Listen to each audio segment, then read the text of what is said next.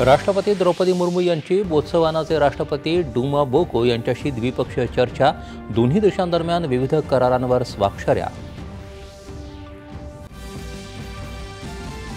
पंतप्रधान नरेंद्र मोदी यांनी भूतानहून मायदेशी परतल्यावर लगेचच दिल्ली स्फोट पीडित आणि जखमींची घेतली भेट.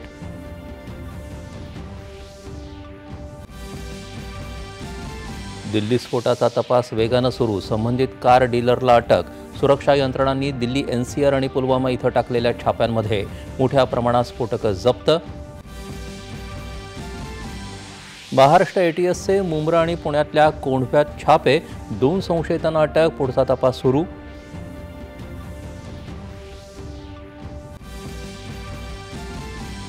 शिवसेना उद्धव बाळासाहेब ठाकरे पक्ष आणि राष्ट्रवादी काँग्रेस शरदचंद्र पवार पक्षाच्या चिन्हाच्या याचिकांवर 21 जानेवारी 2026 ला होणार सुनावणी.